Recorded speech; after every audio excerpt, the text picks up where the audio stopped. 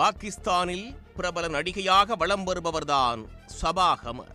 சபா கமர் முதலில் 2004ஆம் ஆண்டு மெயின் அவுரத் ஹூன் என்ற தொடரின் மூலம் நடிகையாக அறிமுகமானார்.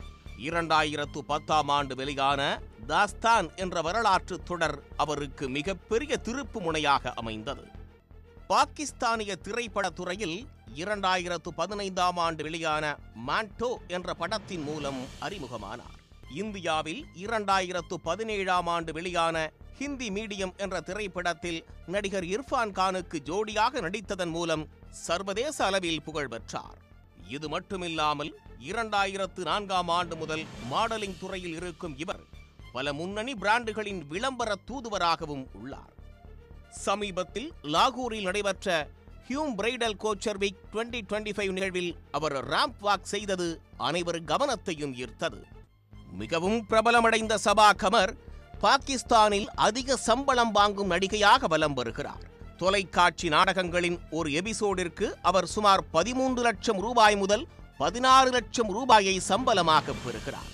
திரைப்படத்தில் நடிக்க சுமார் 1 முதல் 1.5 கோடி ரூபாய் வசூலிக்கிறார். இந்நிலையில்தான் போலீஸ் உடை விவகாரத்தில் சிக்கலில் சிக்கியுள்ளார்.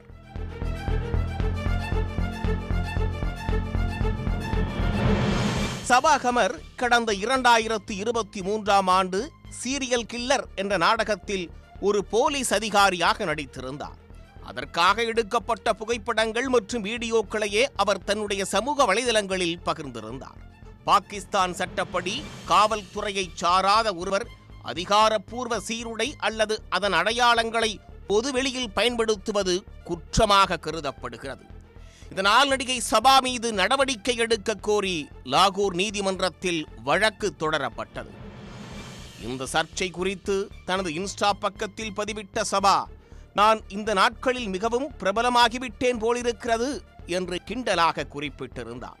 இதனிடையே இந்த வழக்கு விசாரணைக்கு வந்தபோது சம்பந்தப்பட்ட காவல் நிலையத்திடம் இதுகுறித்து விசாரணை நடத்தி அறிக்கை சமர்ப்பிக்குமாறு லாகூர் நீதிமன்றம் உத்தரவிட்டது. தற்போது இந்த வழக்கு நீதிமன்ற விசாரணையில் உள்ளதால் காவல்துறை அறிக்கை சமர்ப்பித்த பின்னரே அவர் மீது FIR பதிவு செய்யப்படுமா என்பது தெரிய வரும். உடனுக்குடன் செய்திகளை தெரிந்து கொள்ள சன் நியூஸ் பெல் ஐகானை கிளிக் பண்ணுங்க.